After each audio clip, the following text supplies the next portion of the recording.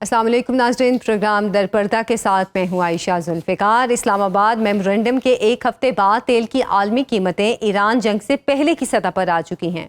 Switzerland मुज़ाकरात में 12 अरब dollar के मुंजमद ईरानी असासों के इजरा के लिए दस्तखत किए जा चुके हैं।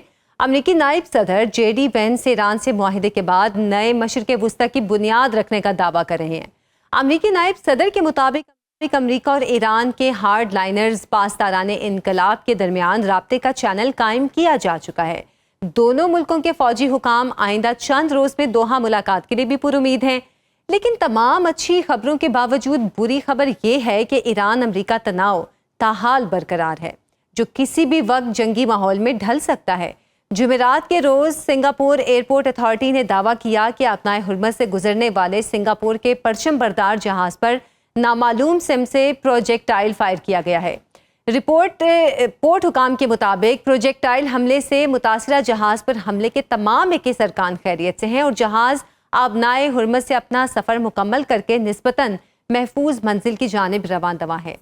अमरीका ईरान ताज़ा कशीदगी की वजह जुमेरात के रोज़ बहरीन में अमरीकी वज़ीर ख़ारजा की ज़ेर सदारत खलीज ताउन कौंसिल इजलास का मुश्तरका बयान है। इजलास में अमरीका और खलीज ताउन कौंसिल ने ईरान को एटमी हथियार बनाने से बाज रखने और अबनाए हुर्मस में बैनुल-अक़वामी जहाज़ों की आज़ादाना आमदरफ्त यकीनी बनाने के अज़्म का इजहार किया। अमरीका और रुकन ममालिक ने आबना से गुजरने वाले जहाज़ों से टोल टैक्स की वसूली के ईरानी मंसूबे को मुस्तरद कर दिया। रद्दअमल में ईरान ने अमरीका और GCC के मुश्तरका बयान को ईरान की खुद मुख्तारी में मुदाखलत करार दिया और कहा कि अमरीका अपने मफादात के लिए खलीजी ममालिक को इस्तेमाल कर रहा है। अगर अमरीका या उसके इत्तेहादियों ने ईरान की खुद मुख्तारी या सलामती को चैलेंज किया तो ईरान भरपूर जवाब देगा। ईरान के नायब वज़ीर ख़ारिजा कासिम गरीबाबादी ने आबनाए हुर्मस पर ईरान ओमान मुश्तरका हिकमत अमली के हक में ईरान अमरीका मुफाहमती याददाश्त के पैराग्राफ 5 का हवाला दिया और कहा कि कोई भी काबिले एतबार फ्रेमवर्क ईरान के साथ हम आहंगी और इस्लामाबाद की मुफाहमत की याददाश्त के पैराग्राफ 5 की दफात पर मबनी होना चाहिए। बसूरत दीगर नतीजा आबनाए हुर्मस की मुअत्तली की सूरत में निकलेगा। ईरान अमरीका ताल्लुकात की मुकम्मल बहाली का टास्क कितना मुश्किल और पेचीदा है, क्या मामला तकमील की जानिब बढ़ रहे हैं या दोनों मुल्कों को बदस्तूर संगीन चैलेंजेस का सामना है, इस पर बात करेंगे। हमें ज्वाइन किया है ब्रिगेडियर रिटायर्ड हारिस नवाज साहब ने। बहुत शुक्रिया आपके वक्त का। हारिस साहब, ईरान जंग के 4 माह बाद क्रूड ऑयल की कीमत जंग से पहले वाले रेट पर वापस आ गई है, लेकिन दोनों मुल्कों के माबैन कशीदगी अभी भी बरकरार है और अब नाए हुर्मस से गुजरने वाले सिंगापुर का जो जहाज था उस पर ड्रोन हमला हुआ, वो भी मेमोरेंडम के लिए अब चैलेंज बनकर सामने आया है। इस तमाम तर सूरत हाल में आप क्या देखते हैं, क्या फिर से कशीदगी पैदा हो रही है? देखें, बात यह है कि प्लीज रिमेंबर, जब तक ये टेम्पररी सीज फायर है और टेक्निकल टीम्स का मुआहदा नहीं हो जाता, एक proper permanent memorandum understanding sign नहीं होता है ईरान में और अमेरिका में होता है, Pakistan as a mediator sign नहीं करते, जब तक ये छोटी छोटी चीज़ें चलती रहेंगी। इसको शुड एक्सेप्टेड कि डोमेस्टिक कंजम्पशन के लिए होता है, एक पोस्टरिंग होती है, एक प्रेशर टैक्स होता है, कंडीशन एनवायरनमेंट को एट टाइम्स होता है कि आप कनेक्शन लेने के लिए ऐसी बातें करते हैं। तो basically that is the only reason. But I think overall इसको इंश्योर कर रहे हैं, दोनों मुल्क चाहते हैं कि इसको आधी टेम्परेचर जंगबंदी को कायम रखा जाए।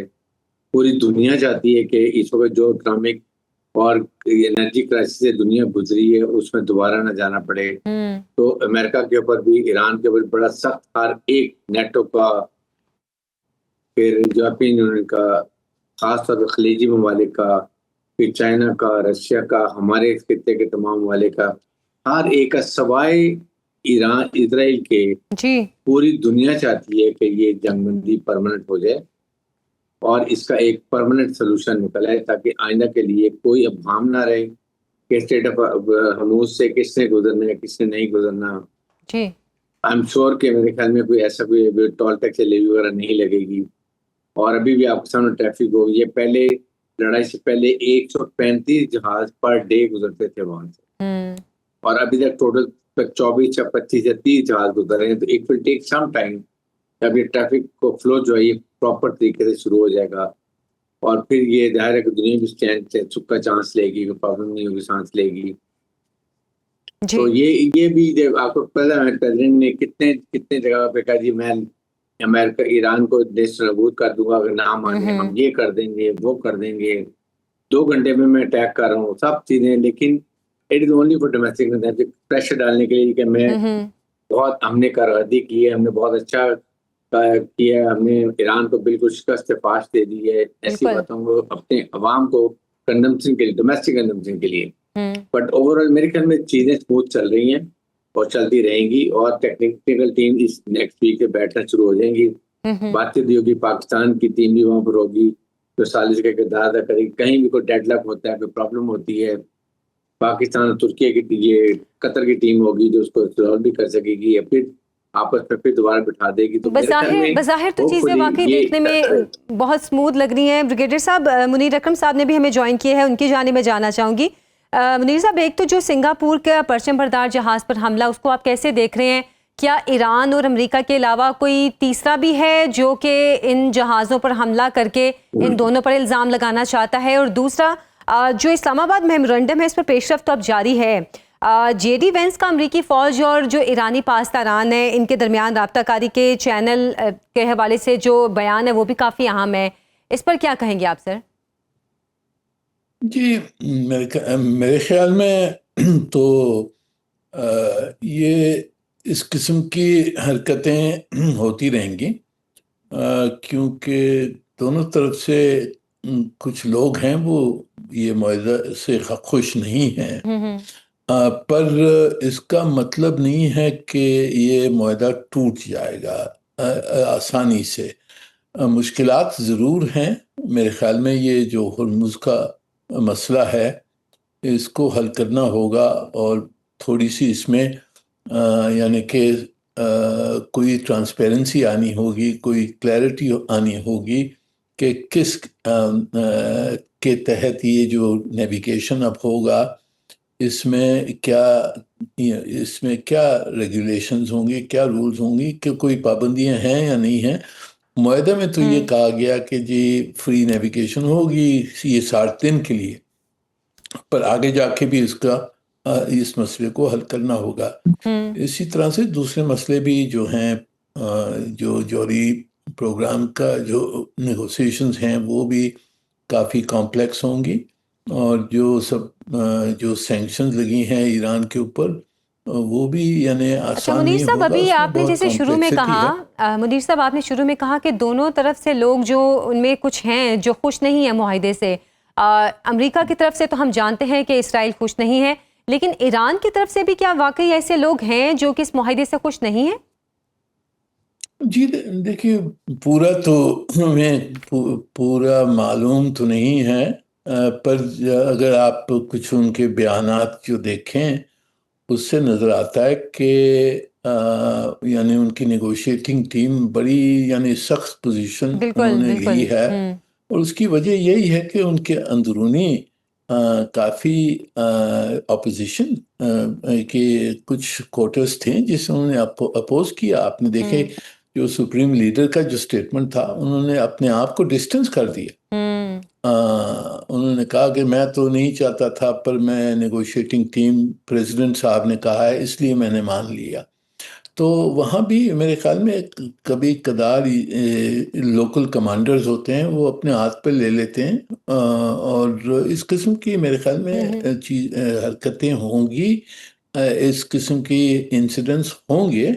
पर हमारी कोशिश यही होनी चाहिए कि जी मुआहदा टूटे ना, और जो बिल्कुल बिल्कुल। मुज़ाकरात पे जो मनवा लिया हमने, वो मुज़ाकरात जारी रहें और आगे उसमें पेशरफ्त हो।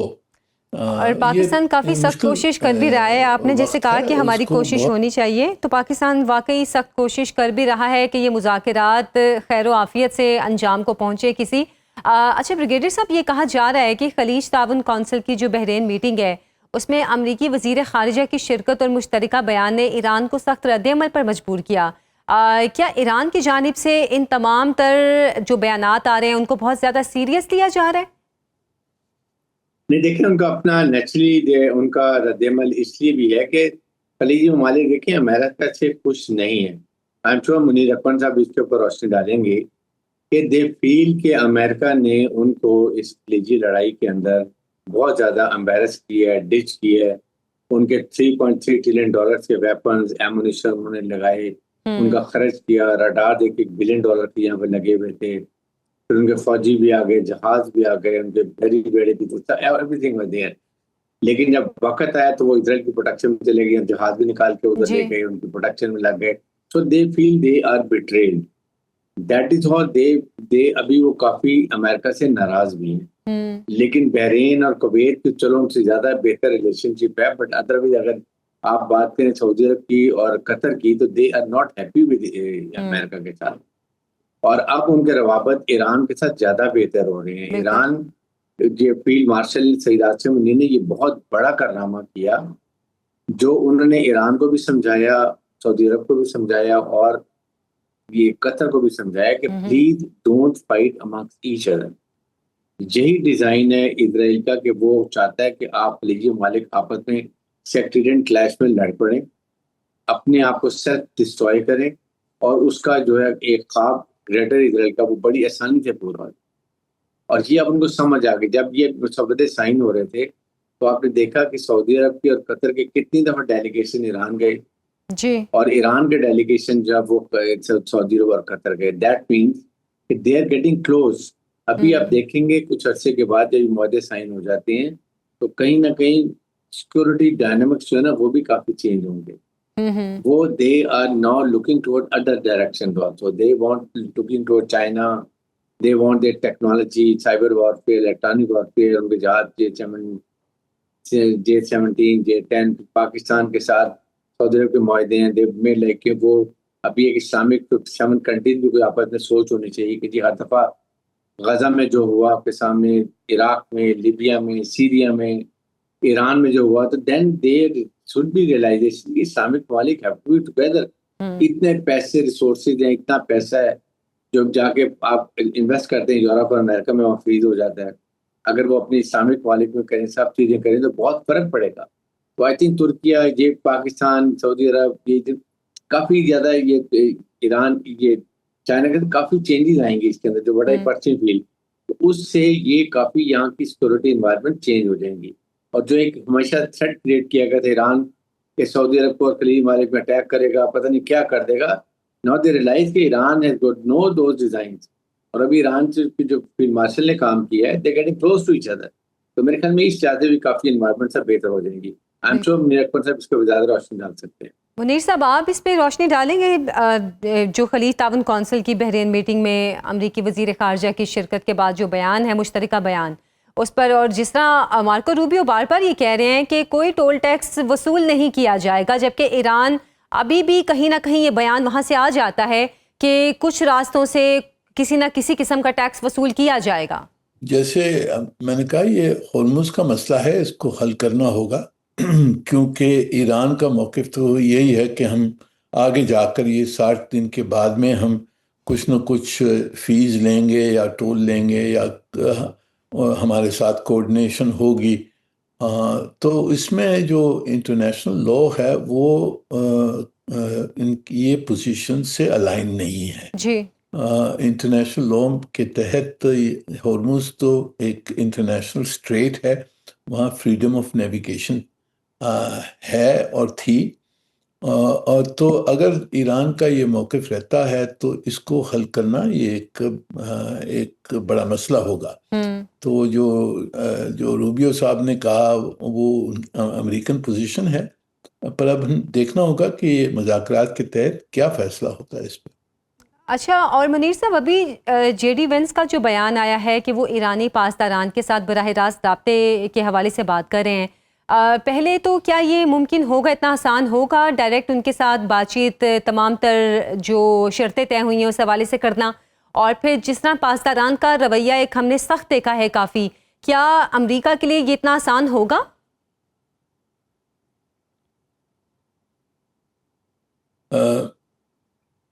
जी, अमेरिका के लिए आसान तो नहीं कह सकते हैं, बट ये मुज़ाकरात के तहत ही फैसले हो सकते हैं।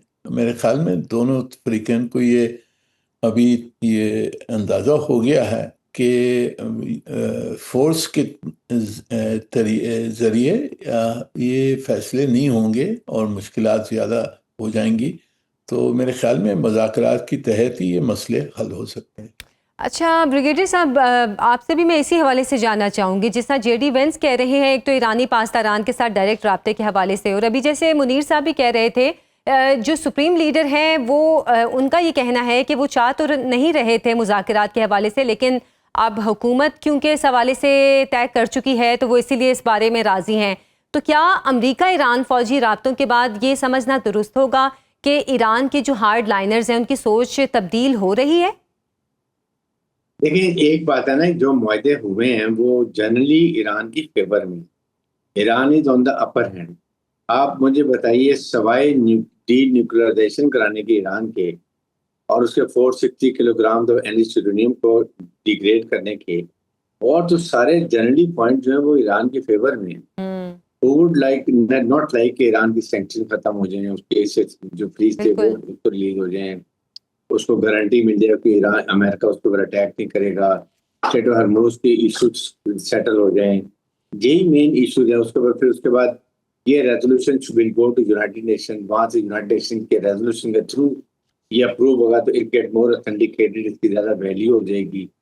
तो अमेरिका तो सिर्फ एक ही चीज उसको मिल रही है कि जी अमेरिका ईरान में डीन्यूक्लियराइज और 460 किलोग्राम यूरेनियम का कहीं ना कहीं फाइनल फैसला हो जाएगा, and that is the end of it. और इसके लिए भी अगर आप देखें तो ईरान ने यही कहा कि हम न्यूक्लियर इशूज को बाद में डिस्कस करेंगे। उनके मतलब ये है, दे वांट के पहले अगर उनको सैंक्शन लिफ्ट हो जाएं, एसेट्स जो फ्रीज थे वो डिफ्रीज हो जाएं, उनको इस तरह के बरात मिल जाएं, तो फिर अवाम का और इवन रिपब्लिकन गार्ड्स का भी जो है ना एटीट्यूड काफी चेंज होगा, बिकॉज लोगों को रिलीफ मिलेगी, ईरान के अवाम का हुकूमत के ऊपर कॉन्फिडेंस डेवलप होगा।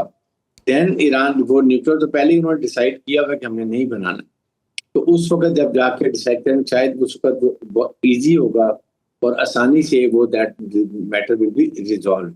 ये इशू है। लेकिन अदरवाइज डायरेक्ट कम्युनिकेशन में कोई हर्ज नहीं है, लेकिन डायरेक्ट कम्युनिकेशन में अमेरिकन प्रेसिडेंट की स्टेटमेंट सडनली आ जाती हैं, इधर से ईरानियन का भी स्टांस काफी स्ट्रांग होता है, तो उससे कहीं ना कहीं अवाम में मिसअंडरस्टैंडिंग हो सकती है। सो सालिस का पेडिशन का पाकिस्तान का इस लूप में हर वक्त रहना, उसको अपडेट रखना।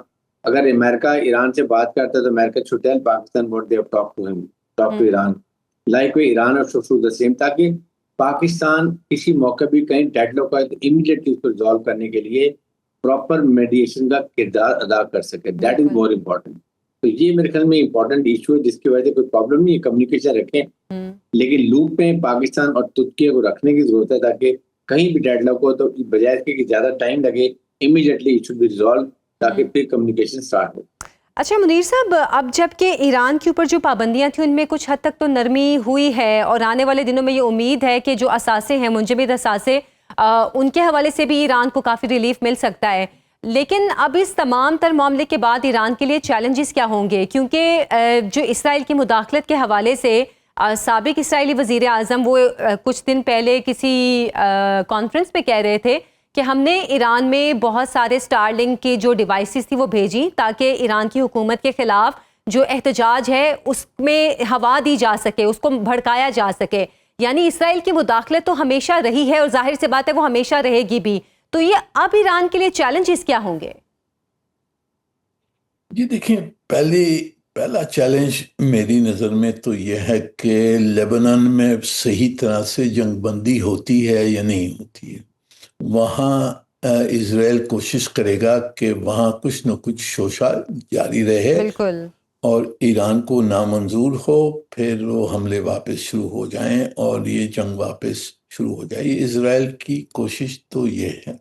दूसरा मसला जो पहले जो आएगा सामने वो होगा कि ये हॉर्मुज़ का जो आगे जाकर इसकी एडमिनिस्ट्रेशन कैसी होगी। ये काफ़ी पेचीदा मसला हो गया है क्योंकि इंटरनेशनल लॉ एक तरफ है, ईरान का मौक़िफ़ दूसरी तरफ है, फिज़िकल कंट्रोल उनका है। तो अब इसको किस तरह से हल करे जा सकता है, ये भी एक मसला होगा। तीसरा, जैसे आपने कहा कि इज़राइल की, ना सिर्फ इज़राइल की, शायद अमेरिका की भी कोशिशें जारी रहेंगी कि कुछ न कुछ अंदरूनी मसले ईरान की हुकूमत के ख़िलाफ़ होते रहें। मेरी नज़र में अब ये जंग के बाद में ये शोशा मुश्किल हो गया उनके लिए, क्योंकि ईरान की अवाम पूरी खड़ी हो गई है हुकूमत के साथ। बिल्कुल। जो पहले जो डेमोन्स्ट्रेशन वगैरह हो रहे थे वो ख़त्म हो गए हैं, और अब जंगी हालात में पूरा मुल्क है वो साथ में आ गया, इकाई हो गई है। तो इस किस्म की जो डिस्टेबलाइजेशन वो करवाना चाहते हैं कुर्द के थ्रू, बलूच के थ्रू, वो मेरे ख्याल में काफ़ी उसमें मुश्किलात उनके लिए होंगी। और ईरान की हुकूमत में मेरी नज़र में अभी यूनिफाइड है और कंसोलिडेट किया हुआ है उन्होंने पावर, और उनको हिलाना इस वक्त बड़ा मुश्किल होगा। सही। अच्छा ब्रिगेडियर साहब, जेडी वेंस ने अपने हालिया बयान में जो तब्दील शुदा और पहले से मुख्तलिफ मशरिक़ वुस्ता के हवाले से बात की है, जेडी वेंस के मुताबिक ये तब्दील शुदा मशरिक़ वुस्ता अब क्या है? क्योंकि बार बार तब्दील शुदा मशरिक़ वुस्ता की बात की जा रही है, तो अगर तो वाकई मशरिक़ वुस्ता की जो हैसियत है, जो ताल्लुकात हैं वो तब्दील हुए हैं, तो फिर ईरान वहाँ पर कहाँ पे है? देखिए, बात यह है कि कोशिश यही होगी मार्को रूबियो की भी और जेडी वेंस के भी और अमेरिकन प्रेसिडेंट की भी, कि किसी तरीके से भी ईरान और खलीजी मालिक आपस में ज़्यादा क्लोज ना हों। और that is what they suits him, because वो अभी भी दोबारा फिर कोशिश करेंगे कि ईरान के खलीजी मालिक को वेपन एमुनिशन बेचें, उनका कॉन्फिडेंस गेन करें। लेकिन अब मेरे ख्याल में काफ़ी हद तक सोच बदल गई है खलीजी मालिक की, and they are going to have a very close and good working relationship with Iran के साथ। They will build no sectarian threat, sectarian clashes। और ईरान का जो अफवाह क्रिएट किया हुआ था कि ईरान आके खलीजी मालिक को खा जाएगा, ये कर देगा, इस चीज पे कब्जा कर लेगा, और उसी गार्ड में अमेरिका ने $3.3 ट्रिलियन का वेपन एमुनिशन जो है वो खलीजी मालिक को बेचा, और वहां पर जाके अपने अड्डे मंगवा लिए, एयर बेसिस आ गए, उसके बाद उनके रडार लग गए, तमाम सिक्योरिटी अरेंजमेंट हो गए, लेकिन एंड में उनको डिच कर दिया अमेरिकन ने। तो इसलिए अब वो मार्को रूबियो भी इसलिए फौरन आए हैं कि कहीं ये जो सोच वो भी कहीं ना कहीं पता चली होगी, तो ये कम कि देखो क्या एक्चुअली क्या एनवायरनमेंट है, क्या सोच है। बहरीन एंड कुवैत का उनके साथ ज्यादा स्ट्रिक्ट रिलेशनशिप है, एंड यूएई का। बाकी ममालिक की अपनी सोच है, उनकी बाकी ममालिक की स्टेट सोच है कि जब तक पैलेस्टीनियन को टू नेशन स्टेट की इजाजत नहीं मिलती है, जेरूसलम उनका कैपिटल नहीं होता, 1967 के इलाके वापस नहीं होते, they will not going to accept. तो अब्राहम अकॉर्ड को भी काफी हद तक पीछे छोड़ दिया। और जाहिर है कि वो they want a good relation with Iran, ताकि हमेशा से ईरान और अगर खलीज वाले आपस में अंडरस्टैंडिंग करते हैं तो एनर्जी के लिए दुनिया को बहुत आसानी रहेगी। ईरान को भी दुनिया में जहां भी एनर्जी और गैस जाती है, ऑयल जाता है, वहां पर ये प्रॉब्लम नहीं होंगे। इवन स्टेट ऑफ हरमूज को भी इसका मैनेज मैकेनिज्म बनाने के लिए भी अगर खलीजी मालिक ओमान और ईरान आपस में बैठ के कोई अलायमेंट बना लेते हैं तो then American should have no problem. America में नॉट इंटरफेयर, उनको इतना ज्यादा इंटरेस्ट नहीं होगा। तो ये भी आपस में बैठ के ये बाहमी रजामंदी से काफी हल हो सकता है। इसलिए इस वक्त कुछ Iran is getting very close. Pakistan ने बड़ा ये एक काफी हद तक उनको आपस में क्लोज लेकर है। पाकिस्तान के ईरान से ताल्लुकात अच्छे का हमें बहुत बेनिफिट है, इतना benefit economically. I think we all understand what is going to be economic benefit to Pakistan in the near future when economic sectors are lifted. ठीक है, साथ ही रहेगा ब्रिगेडियर साहब मुनीर अकरम साहब, एक ब्रेक से वापस आएंगे। आप देखते रहिए। एक बार फिर से खुशामदीद। मुनीर साहब, डोनाल्ड ट्रंप ने कुछ दिन पहले अब्राहम अकॉर्ड का जिक्र किया कि उसकी राह में ईरान सबसे बड़ी रुकावट था, तो क्या अब वो रुकावट खत्म हो गई है? जी नहीं, मेरी नज़र में वो अब्राहम अकॉर्ड्स तो मेरे ख्याल में पीछे रह गए। अब रवैया दूसरे जो ममालिक हैं खलीज में भी, जैसे सऊदी अरब और कतर हैं, वो भी मेरे ख्याल में उस सोच से पीछे हट गए हैं। जो पहले यही कहा जाता था कि सऊदी अरब और इज़राइल की नॉर्मलाइजेशन हो जाएगी, फिर अब्राहम अकॉर्ड्स के तहत एक्सपेंशन हो जाएगी, वो सब मेरे ख्याल में बातें पीछे रह गई हैं। पहले गाज़ा की जंग की वजह से, और फिर ये जो जंग हुई है इसमें सऊदी अरब ने यही देखा है कि उसको ज़्यादा यानी कि उनकी सिक्योरिटी को स्टेबलाइज करने के लिए ताल्लुकात ईरान से बेहतर करने होंगे और इज़राइल के साथ नॉर्मलाइजेशन अब नहीं हो सकती है क्योंकि उसने इतनी अग्रेशन की है, गाज़ा में की है, लेबनान के ख़िलाफ़ की है, और ये जो हमला ईरान पे किया है उसका नतीजा और ये उनको खुद जो खलीज के ममालिक हैं उनको भुगतना पड़ा। तो मेरी नज़र में जैसे ब्रिगेड साहब कह रहे थे कि सिक्योरिटी ऑर्डर खलीज में, ये पर्शियन गल्फ में बदल जाएगा। अब वो किस तरह से बदलता है वो कुछ अभी तक पूरी क्लैरिटी नहीं है। वो नज़र आता है कि सऊदी अरब और ईरान के ताल्लुकात बेहतर हो जाएंगे, कतर और ईरान के ताल्लुकात बेहतर थे और उससे बेहतर हो जाएंगे। अब तक कुवैत का क्या रवैया होता है वो क्लियर नहीं है, वो शायद सऊदी अरब के साथ आ जाए। बहरीन का एक स्पेशल मसला है क्योंकि वहाँ शिया मेजॉरिटी है, तो वो बहुत वल्नरेबल अपने आप को समझते हैं ईरान के खिलाफ, तो वो वहाँ अमेरिकन अड्डा भी सब में बड़ा वहाँ ही है। और यूएई जो है उसके ताल्लुकात इज़राइल के साथ करीब हैं। उन्होंने अभी हिंदुस्तान के साथ भी एक डिफेंस कोऑपरेशन एग्रीमेंट की है, तो उनका क्या रवैया रहता है वो भी देखने की बात है। तो आगे जाके मेरे ख्याल में तब्दीली ज़रूर आएगी और बेहतरी आएगी, और इसमें पाकिस्तान का काफ़ी अहम किरदार रहा है और रहेगा आगे जाकर भी। बिल्कुल। अच्छा ब्रिगेडियर साहब, इसराइल कार्ड्स जो इसराइल के वज़ीर दिफा हैं वो कहते हैं कि जिन इलाकों में इसराइल की फ़ौजें जा चुकी हैं, वो लेबनान है या शाम है या गज़ा है, वहाँ से हम अपनी फ़ौजें नहीं निकालेंगे, जब तक हमें लगेगा वहाँ पर अपनी फ़ौजें रखेंगे। एक तो उन इलाकों की अब हैसियत क्या होगी आलमी कवानीन के हिसाब से, और अहमद अल शरा को जो हिजबुल्लाह के ख़िलाफ़ इस्तेमाल करने की बार बार बात की जा रही है, तो क्या अब हम ये देखने जा रहे हैं कि खित्ते में शाम और ईरान के दरमियान एक नया महाज पैदा होगा? आई थिंक उन्होंने जो है शाम के जो है प्रेसिडेंट है, उन्होंने बड़ी क्लियर बात की है कि we will not go to Lebanon unless Lebanon की हुकूमत से मुज़ाकरात करें और वो हमें इनवाइट करेंगे। And I don't think they will like, यही वो तो चाहते हैं कि ये एक नया एक और महाज खुल जाए, और उसकी वजह से जब जाहिर कि हिजबुल्लाह और अगर सीरिया में ये प्रॉब्लम शुरू हो जाती है तो then Iran will be automatically sucked into, इसलिए ये ऐसी बात नहीं होनी चाहिए। इसी के लिए तो ईरान बार बार कह रहा है कि इजराइल की और हिजबुल्लाह के आपस में मुआहदा होना चाहिए, जंगबंदी होनी चाहिए। उनके जो 25% बड़े इंपॉर्टेंट एरियाज में, बड़ी हाइट्स का जो सदर्न एरिया वहाँ सब वापस होने चाहिए। और ये जनरल बात भी है कि you can't go physically occupy those areas. जैसे आपने सीरिया की जाके वो गोलान हाइट्स पे आपने कब्जा किया हुआ है, तो अभी आप वो जाके यहाँ पर बैठना चाहते हैं, परमानेंट डोमिनेट करना चाहते हैं इस एरिया को। उसके बाद वो एक नया महाज खोलना चाहते हैं और एक कहीं ना कहीं फिर लड़ाई शुरू करना चाहते हैं।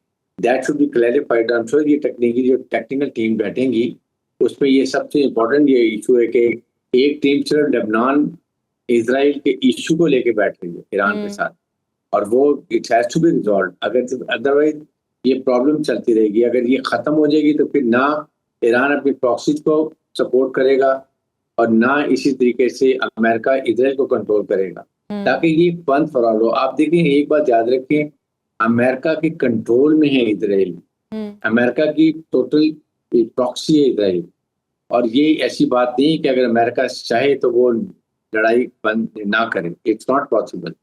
वो फाइनेंशियल सपोर्ट भी करता है, तमाम military up to F-35 latest technology के जो एयरक्राफ्ट है वो भी उसको उन्होंने दिए हुए। सही। इसलिए अभी जब अब जंगबंदी हो रही है, बट अमेरिका एक बात हो रही है कि ये इस वक्त इजराइल का जो ख्वाब था ना ग्रेटर इजराइल का, वो बहुत पीछे चल रहा है, और ये इजराइल ने अपनी गलती की वजह से किया, जो एक मिस कैलकुलेशन करके प्री मेच्योर अमेरिका से अटैक करा दे ईरान पे, without seeing their military capability, seeing their resilience कौम की, सीइंग देयर हिस्ट्री पुरानी, तो उसकी वजह से सबसे ज्यादा सफर भी इजराइल ने की है। और वो यही चाहता है कि जंगबंदी ना हो। इसी तरीके से भी ईरान को हमेशा के लिए बिल्कुल मिलिटरीली 0/0 कर दिया जाए, ताकि जब वो ग्रेटर इजराइल के लिए पैन आउट करता है मिडिल ईस्ट की तरफ, तो ना उसकी ईरान की कोई हिम्मत हो उसको तंग करने में, पीछे से ना उसकी कोई प्रॉक्सी जो हिजबुल्ला है, हमास है, हुतीज है, ना वो इंटरफेयर कर सके और वो बड़े आराम से कर ले। लेकिन अब ईरान और खलीजी ममालिक जो नज़दीक क्लोज हो रहे हैं, जी। इसकी वजह से इसराइल का ये टास्क और भी मुश्किल हो गया है। आई थिंक इसमें भी must give lot of credit to हिमाचल रियासत अमनी कि उन्होंने बहुत पेशा-वराना हुकूमत अमनी से इन ममालिक को क्लोज करके हमेशा के लिए इसराइल ख्वाब मेरे ख्याल में ग्रेटर इसराइल का वो ख़त्म करके रख दिया। अच्छा मुनीर साहब, गुज़श्ता दिनों एक बयान सोशल मीडिया पर चल रहा था कि इसराइल के वज़ीर आज़म ने कहा कि पाकिस्तान सोशल मीडिया को इस्तेमाल कर रहा है इसराइल और अमेरिका के दरमियान दूरियां पैदा करने के लिए। क्या हम इसको वाकई इस तरह देखें कि 80 साल जो इसराइल की जारहियत थी खित्ते में, इसके तनाजुर में अमेरिका ईरान जो मुआहिदा है वो इसराइल अमेरिका के दरमियान दूरी पैदा करने की सबब बना है, और आप समझते हैं कि अब खित्ते में इसराइल का किरदार कुछ महदूद होगा या मज़ीद जारहाना होगा?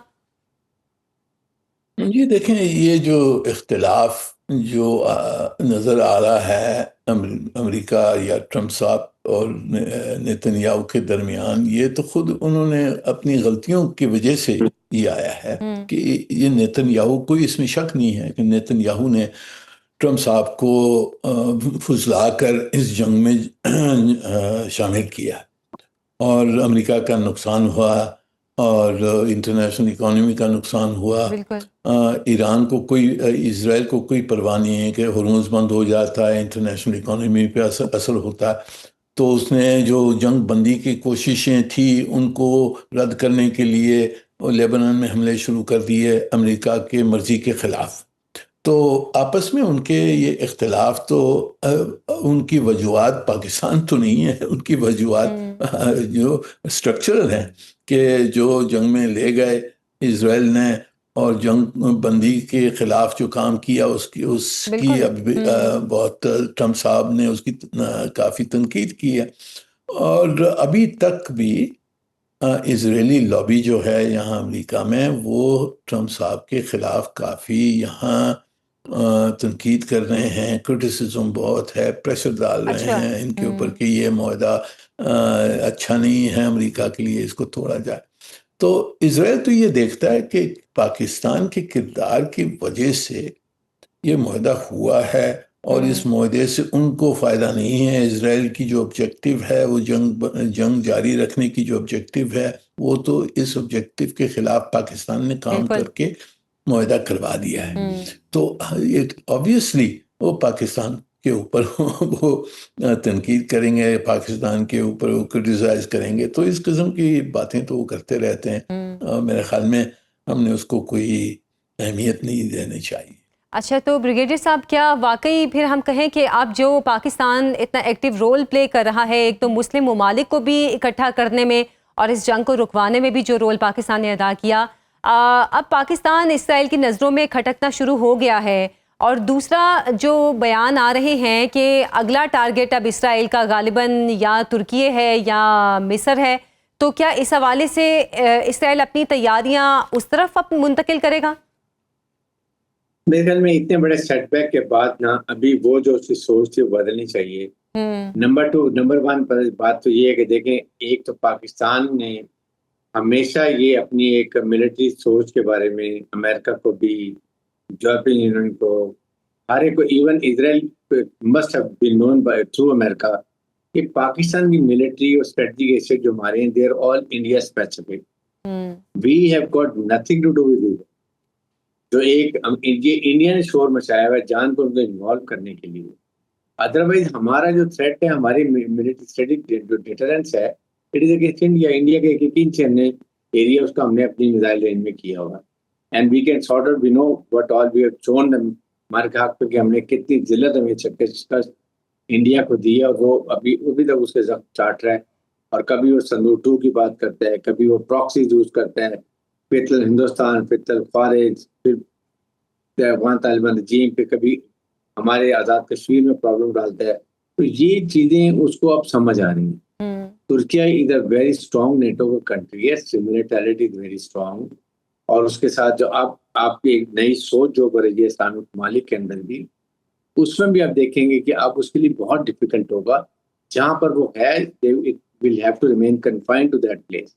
बल्कि आई वुड से कि ये भी बचा ले तो बहुत बड़ी बात है, क्योंकि अभी टू नेशन के बगैर सऊदी अरब, कतर, पाकिस्तान, तुर्की, Egypt, everybody saying, the whole world is saying, even France कहता है, बरतानिया कहता है कि they have to have a two nation state, only then ये इशू खत्म होगा, अदरवाइज।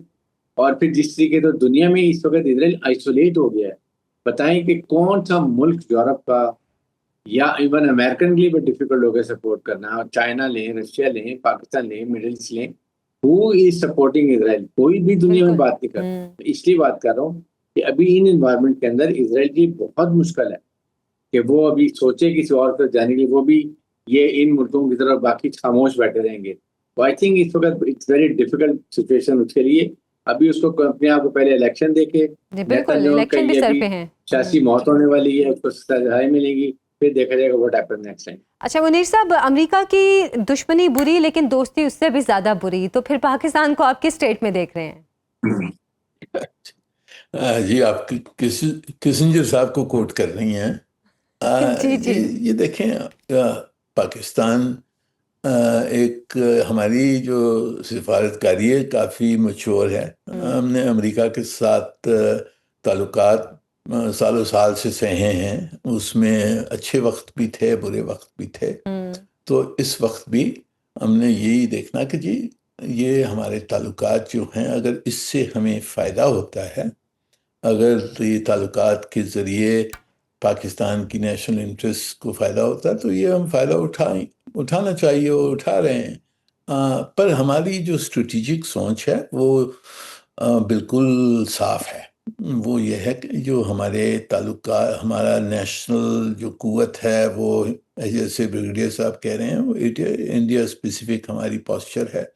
हमारा जो स्ट्रेटेजिक पार्टनर है वो चाइना है, और अगर अमेरिका के साथ ताल्लुकात अच्छे होते हैं तो हम ज़रूर उनके साथ ताल्लुकात अच्छे करेंगे, पर आखिर जाकर हम मोहताज नहीं हैं स्ट्रेटेजिकली।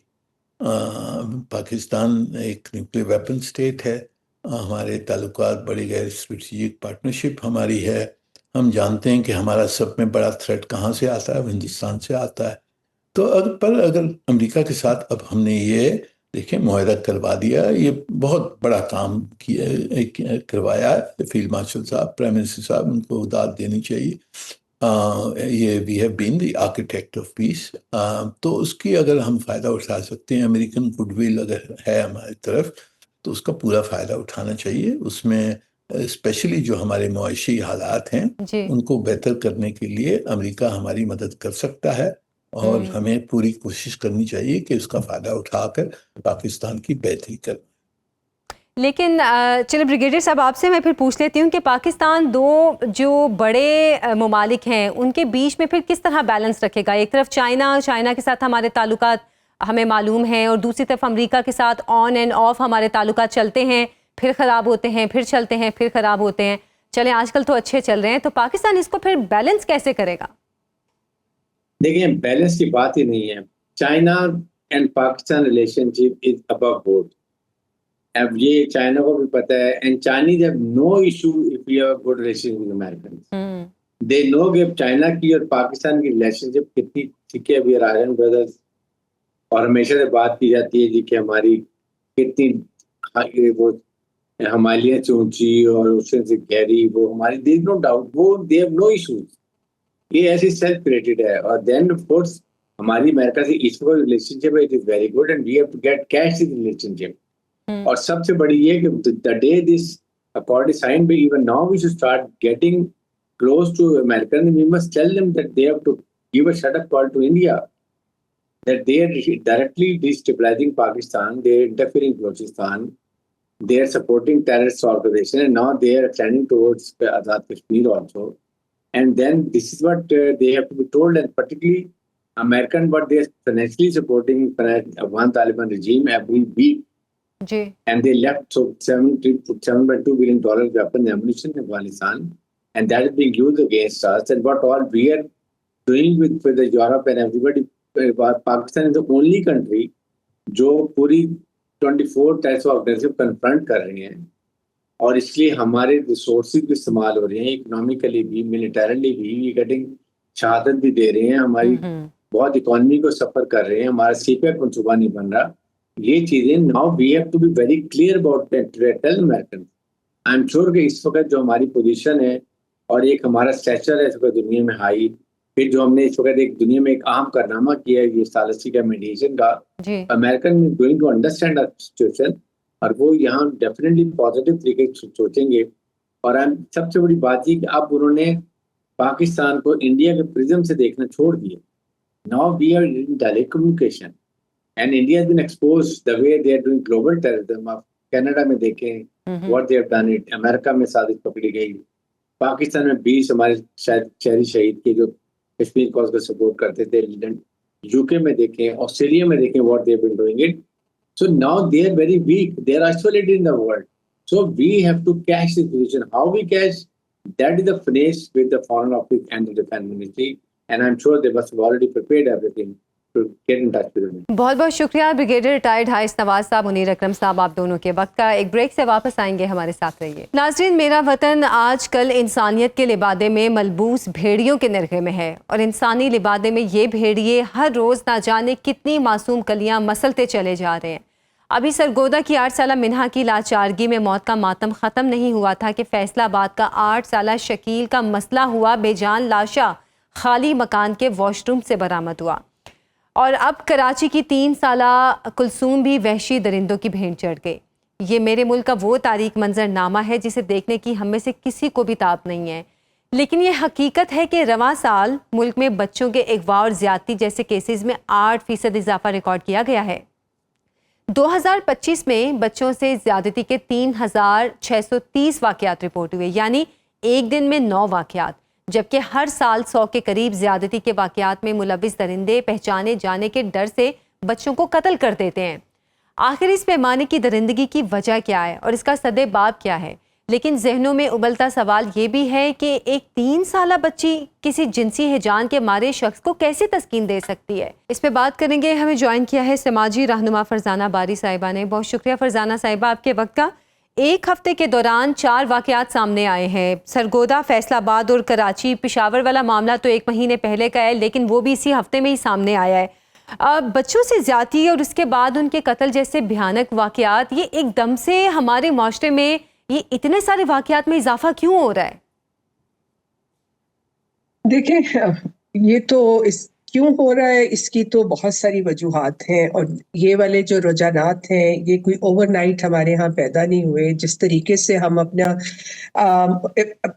समाजी हम हवाले से और अखलाकी हवाले से जिस तरह हमारी सोसाइटी जिस तरफ जा रही है और उसके लिए जिस किस्म के इक़दामात करने चाहिए थे, वो हमने एक इज्तिमाई तौर पे एज मिन हासिल कौम हमने वो नहीं किए हैं, ना हमने फैमिली की सतह पे, ना हमने रियासती सतह पे।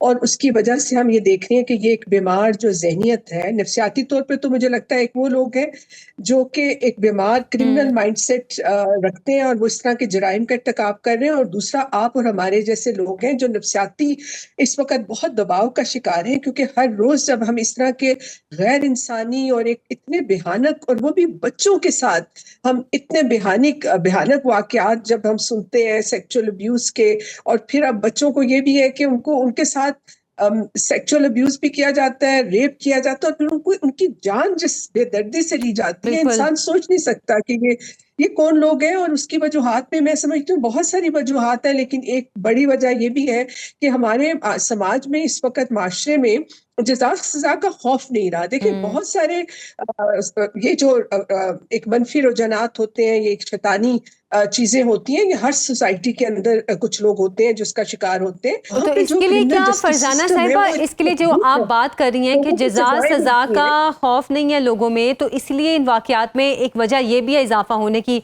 तो क्या ऐसे वाकयात के लिए उन लोगों को सजा देना लाजमी है? और किस लेवल की सजा होनी चाहिए इन जराइम की, खासतौर पर जो रेप के वाकयात सामने आ रहे हैं और उसके बाद कत्ल के? देखिए, वैसे तो हमारा कानून में ऑलरेडी कवानीन बने हुए हैं और सख्त सजाएं हैं। चाइल्ड रेप और उसमें मतलब सजाए मौत है, उम्र कैद की सजाएं हैं। ऐसा नहीं है कि हमारे यहाँ लॉज नहीं है, और ऐसा नहीं है कि इन जराइम की सजाएं मुकर्रर नहीं है। लेकिन हमारा जो सबसे बड़ा चैलेंज है वो ये है कि इन सजाओं के ऊपर अमल दरामद नहीं होता। आप ये देख लेना कि जितने केसेस रिपोर्ट होते हैं चाइल्ड अब्यूज के ही आप देख लें, आप बाकी तो छोड़ दें, चाहे आप कसूर का वाकया याद करें, वो होता यही है कि अगर आप इस चीज को देखें कि हमारा क्रिमिनल जस्टिस सिस्टम जो है वो पूरी तरह से नाकाम हो चुका है लोगों को तहफ़्फ़ुज़ देने में।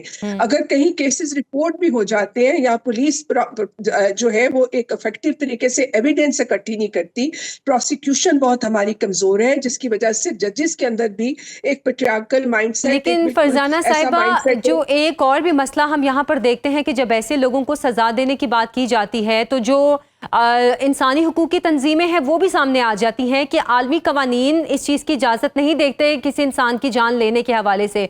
हमारे यहाँ पे भी कुछ मिनिस्टर्स हैं जो इस मामले को लेके खड़े हो जाते हैं, तो फिर सजा तो ऐसे लोगों को देना और भी मुश्किल हो जाता है।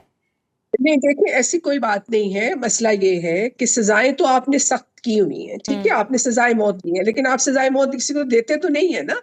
हम ये कहते हैं कि सजाए मौत जो है सजाओं की सख्त गिरी इतनी इंपॉर्टेंट नहीं है, सजाओं का होना ज्यादा इंपॉर्टेंट है। आप देखिए स्कैंडिनेवियन कंट्रीज के अंदर कहीं भी सजाए, वहां पे डेथ पेनल्टी नहीं है, लेकिन क्यों वहां जराइम इस तरह के, उसमें पूरी दुनिया में सबसे ज्यादा जो कम जराइम है इस तरह के वो इन मुमालिक में होते हैं, जो स्कैंडिनेवियन कंट्रीज है, सबसे कम वहाँ पे सेक्सुअल अब्यूज का और वायलेंस, जेंडर बेस्ड वायलेंस के वाकयात होते हैं, जबकि वहाँ पे सजाए मौत नहीं है। लेकिन उसमें वजह ये है कि सिस्टम जो है वो इतना एफिशिएंट है कि अगर कोई भी इस तरह का क्राइम कमिट करता है उसको फौरन जो कानून के अंदर सजा है वो सजा होती है। सजाओं का होना जरूरी है, सजाओं की सख्ती इतनी इंपॉर्टेंट नहीं होती।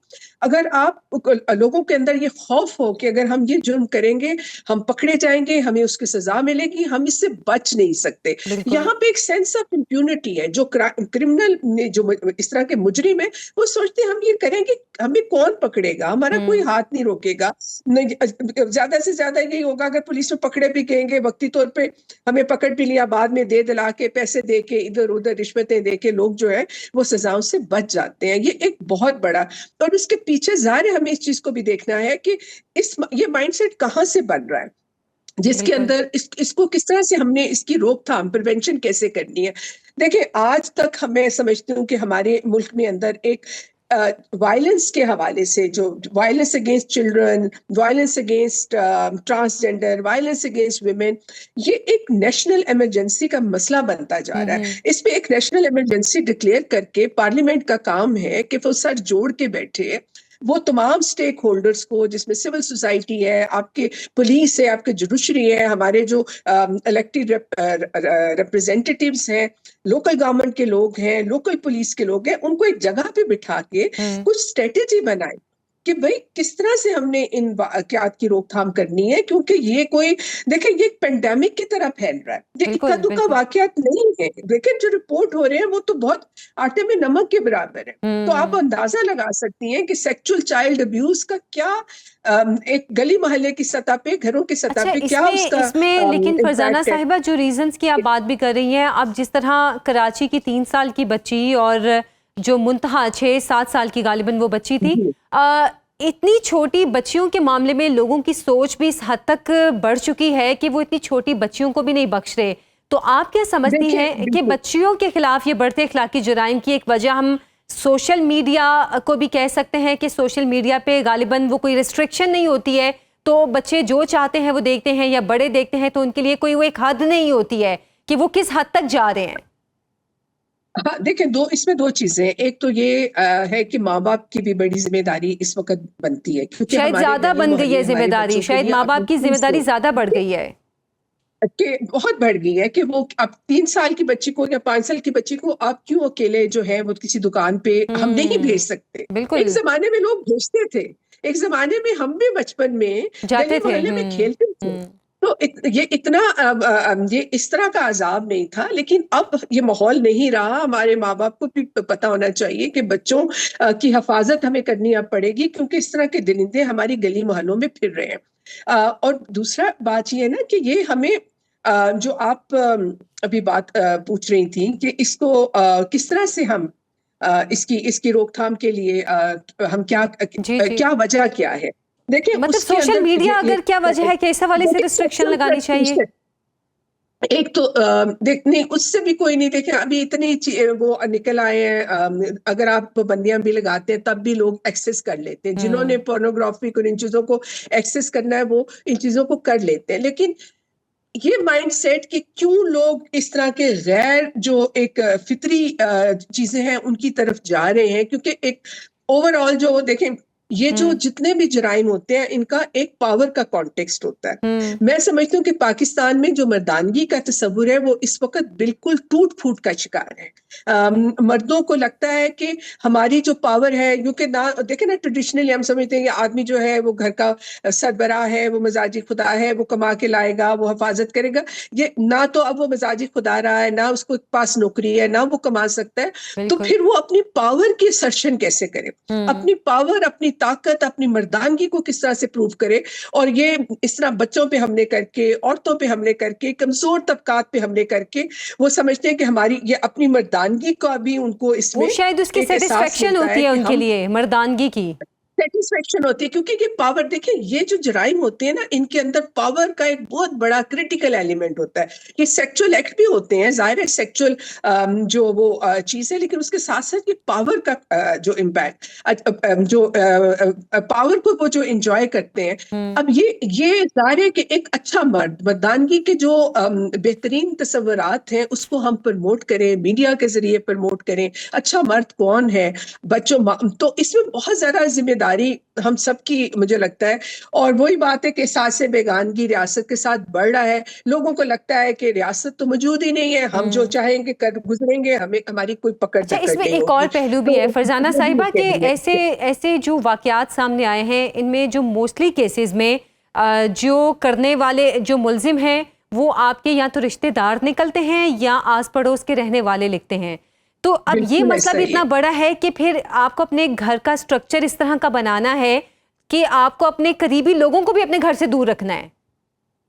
नहीं देखिए, दूर रखने से ऐसे बात नहीं बनेगी। जाहिर है आप हमारे रिश्ते हैं, आप उनको तो नहीं वो कर सकते, लेकिन आपको बच्चों को एजुकेट करना है। माँ बाप को बच्चों को सेक्सुअल एजुकेशन देनी है, बच्चों को गुड टच बैड टच बताना है। बच्चों को ये बताना है कि अगर कोई आपको कहीं आपके प्राइवेट पार्ट पे हाथ लगाता है या आपके साथ कोई, तो आप जो है इसमें आपका कोई कसूर नहीं है, आप हमारे पास आए, आप हमें बताएं।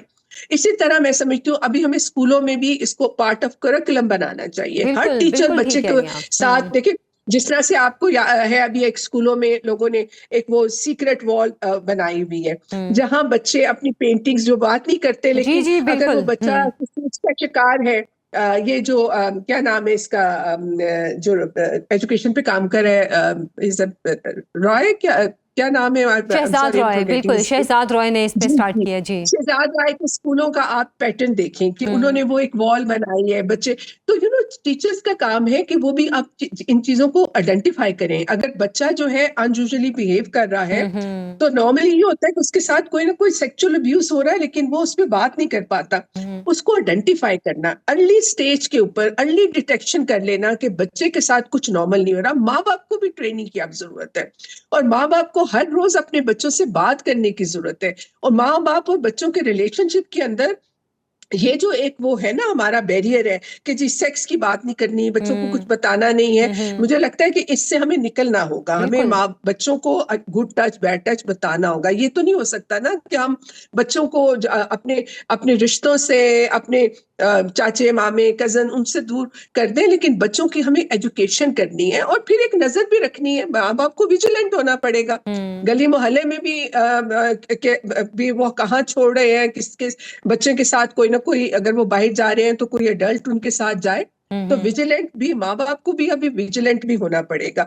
तो मैं ये समझती हूँ कि जिस तरह का ये इस वक्त जो ट्रेंड सामने आ रहे हैं वो यही बता रहे हैं कि हम बहैसियत मजमूई एक बीमार माशरा बन चुके हैं और उस तरफ हम एक दलदल में जा रहे हैं। और उस पे इस वक्त हम सबकी ये कलेक्टिव जिम्मेदारी है, इज्तिमाई जिम्मेदारी है कि हम सर जोड़ के बैठे। बिल्कुल आपने बात ठीक की फरजाना साहिबा, और इसके लिए घर वालों के अलावा स्कूलों को भी आपने बिल्कुल सही बात की कि स्कूल को भी अब इस सिलसिले में बच्चों को एजुकेशन देनी चाहिए कि गुड टच और बैड टच क्या है, और अगर बच्चा कुछ कर रहा है या उसके साथ कुछ हुआ है तो वो स्कूल में एटलीस्ट शेयर कर सके ताकि ये बात घर तक आए, तो घर में भी एक चीज़ की अवेयरनेस आए।